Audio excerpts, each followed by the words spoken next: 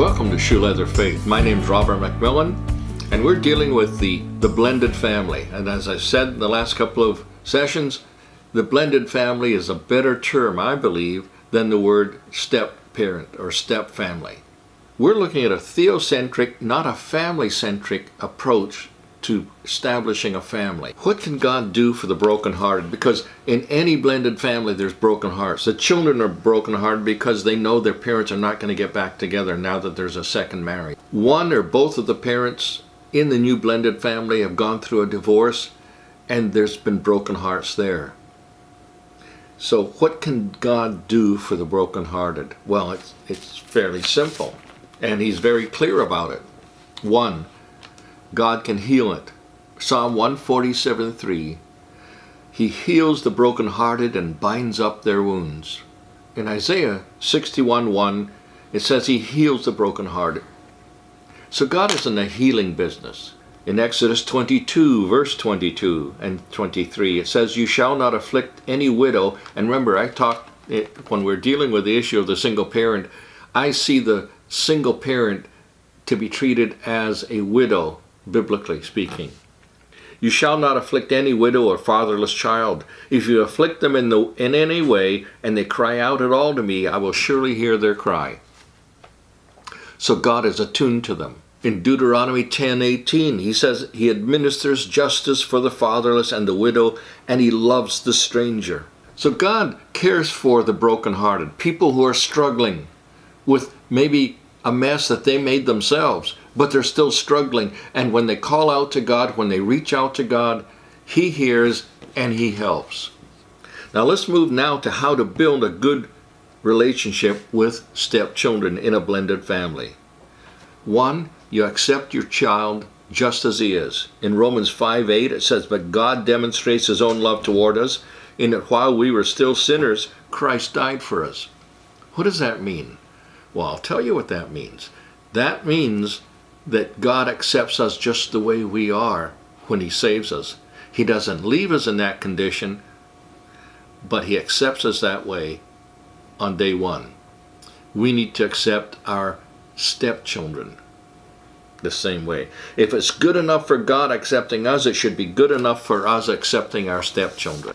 Secondly, we need to cultivate a love for that child and make that love known to him. Love begins with a decision, not a feeling. God set His love on Israel, according to Deuteronomy 7, verses 6 through 9, not because they were a wonderful group of people, because He said, you're not. He set His love on them because He decided to. Deuteronomy 7, 6 through 9. You read that passage, you'll see what I mean. You need to decide, I'm going to love my stepchildren, and I will make whatever sacrifices necessary to accomplish that. Third, you need to show affection. Hugs and kisses and physical closeness break down barriers. That has to be established in time. It's not something you're granted immediately, and it's not something you deserve or are owed. Don't smother those children. And there's a caution, stepdads and stepdaughters and stepmoms and stepsons. Show genuine interest in that child's activities. Don't overwhelm once again. But take an active interest and sacrifice your time and energy for theirs.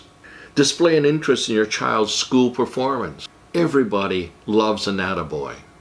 Everybody does. I do, you do. Trust your stepchild.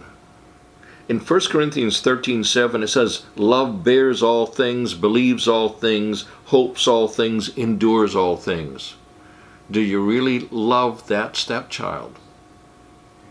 Or did you just tolerate that stepchild because you wanted to marry the mother or the father of that stepchild? Tough question to answer, isn't it? Give your stepchild a place of importance.